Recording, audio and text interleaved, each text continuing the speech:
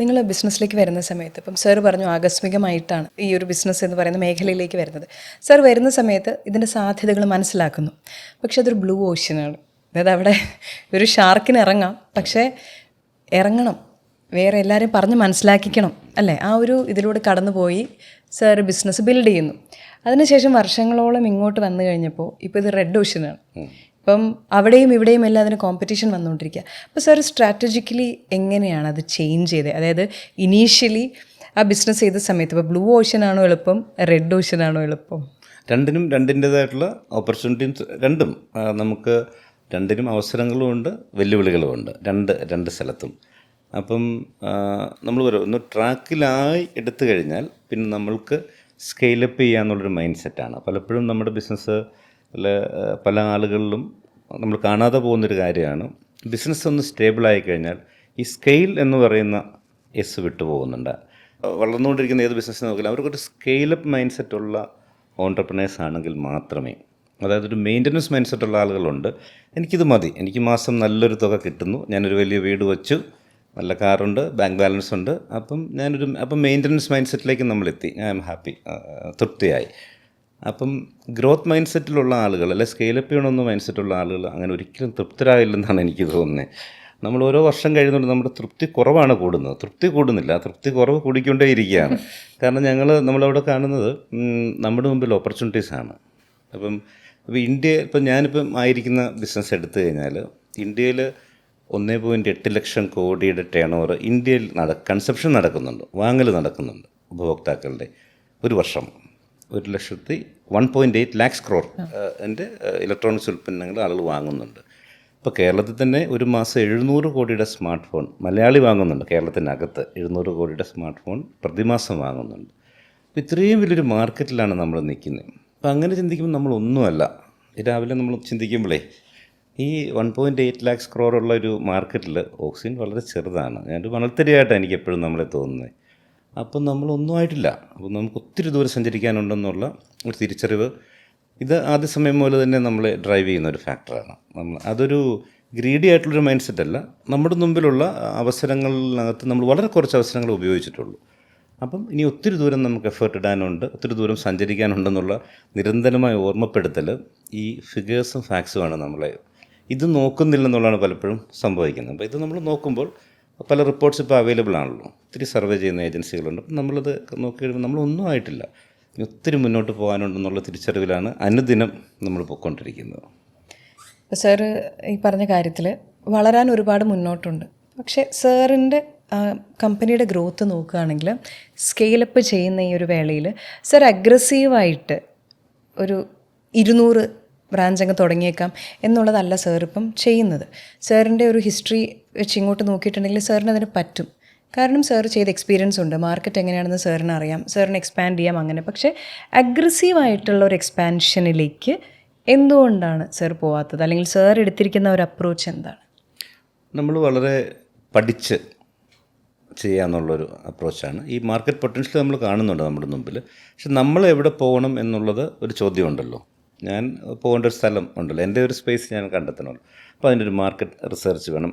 കേരളത്തിൽ തന്നെ ഏത് ജില്ലയിൽ, ഏത് താലൂക്കിൽ, ഏത് പഞ്ചായത്തിലാണ് നമ്മൾ ഷോറൂം ഇടേണ്ടത് എന്നുള്ളത് മാർക്കറ്റിൽ അവൈലബിളായ ഡേറ്റകളെല്ലാം ശേഖരിച്ച് നമ്മൾ പഠിച്ചിട്ട് അതിൻ്റെ പൊട്ടൻഷ്യൽ മനസ്സിലാക്കി നമ്മൾ പോകാമെന്നുള്ള. ഇങ്ങനെ പോകാനായിട്ട് നമ്മൾ തീരുമാനം എടുത്താലും പെട്ടെന്ന് നമ്മൾ ഓടിപ്പോകുന്നില്ല. കാരണം ഇപ്പം നമ്മളൊരു സ്ഥാപനം, ഞങ്ങൾ ചെയിൻ റീറ്റെയിൽ സ്റ്റോറുകൾ ചെയ്യുന്ന സമയത്ത് നമ്മൾ മനസ്സിലാക്കുന്നു, ഞങ്ങൾ റിയലൈസ് ചെയ്യുന്നൊരു കാര്യം, ഇവിടെ ഓണർക്ക് ഒരു റോളുമില്ല. വാസ്തവത്തിൽ കംപ്ലീറ്റ്ലി ആ ബ്രാഞ്ചിലെ ടീമാണ് ഒരു ബ്രാഞ്ച് വിജയിക്കണോ പരാജയപ്പെടണോ എന്ന് തീരുമാനിക്കേണ്ടത്. അപ്പോൾ നല്ലൊരു ടീമിനെ ആദ്യം ആ ബ്രാഞ്ചിന് വേണ്ടി നമ്മൾ കണ്ടെത്തണം. നമ്മൾ വലിയൊരു ഇൻഫ്രാസ്ട്രക്ചർ ഉണ്ടാക്കി അതിമനോഹരമായി ഫേർണിഷ് ചെയ്തു, കുറേ ഡിസ്പ്ലേ ചെയ്തു, മാർക്കറ്റിങ്ങിൽ കോടികൾ സ്പെൻഡ് ചെയ്തു. പക്ഷെ നല്ലൊരു ടീമല്ല ആ ബ്രാഞ്ച് ഹാൻഡിൽ ചെയ്യുന്നതെന്നുണ്ടെങ്കിൽ ഒരു 6 മാസത്തിന് ശേഷം ബിസിനസ് നേരെ താഴേക്ക് ഡീഗ്രോത്തിലേക്ക് നമ്മൾ പോകുന്ന ആളുകൾ മടുക്കും. എന്തെല്ലാം സൗകര്യം ഉണ്ടെന്ന് പറഞ്ഞാലും ആ ഹ്യൂമൻ എലിമെൻറ്റ് നല്ലതല്ലെങ്കിൽ ആളുകൾ മടുക്കും. അപ്പം മാൻ പവർ നമ്മൾ കറക്റ്റ് ചെയ്യണം. അങ്ങനെ പല ഫാക്ടേഴ്സ് എല്ലാം നോക്കിയിട്ടാണ്. പിന്നെ നമുക്ക് അനുയോജ്യമായ സ്പേസ് കിട്ടണം.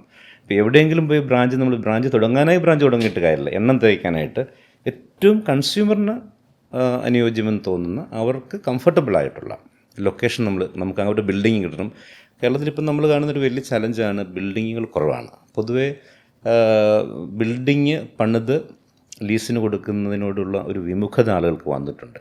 അപ്പം അതിൽ പറയപ്പെടുന്ന അവർക്കത് വയബിളാകുന്നില്ലെന്നാണ് ഇപ്പോഴത്തെ ഒരു കൺസ്ട്രക്ഷൻ കോസ്റ്റൊക്കെ വെച്ചിട്ട് വയബിളാകുന്നില്ലെന്നാണ്, ബാങ്ക് ലോണിൻ്റെ ഇൻട്രസ്റ്റ് ഒക്കെ വെച്ചിട്ട് വയബിളാകുന്നില്ലെന്നാണ് ഈ സ്ഥല ഉടമസ്ഥർ പലപ്പോഴും നമ്മൾ ബിൽഡിംഗ് കെട്ടുന്നതിനെക്കുറിച്ചൊക്കെ നമ്മൾ പറയുമ്പോൾ അവർ പറയുന്നത്. അങ്ങനെ ഈ ബിൽഡിങ്ങിൻ്റെ ഒരു അവൈലബിലിറ്റിയുടെ ഇഷ്യൂ ഇപ്പോൾ ഉണ്ട് പൊതുവെ നമ്മൾ നോക്കും. പിന്നെ മാൻ പവറിൽ ക്വാളിറ്റി മാൻ പവർ, നമ്മൾ ആ ക്വാളിറ്റി നോക്കുന്നതുകൊണ്ടാണ് ക്വാണ്ടിറ്റിയിലേക്ക് പലപ്പോഴും നമ്മൾ ജമ്പ് ചെയ്യാത്തത്.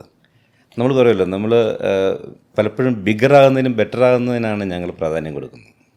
ഞങ്ങളുടെ ഫോക്കസ് ബെറ്ററാകുക എന്നുള്ളതാണ്. ബിഗറാകുക എന്നുള്ളതിലുപരി ബിഗറാകണം, ഗ്രാജ്വലി ടൈം എടുത്ത് ബിഗറാകുക. പക്ഷേ ആ ബെറ്റർ എന്നുള്ള പൊസിഷൻ നമുക്ക് അവിടെ വേണം, ഇല്ലെങ്കിൽ നമുക്ക് തൃപ്തിയില്ല. അതാണ് പ്രശ്നം. ഞങ്ങളുടെ തന്നെ ഒരു മാനസിക പ്രശ്നമാണത്.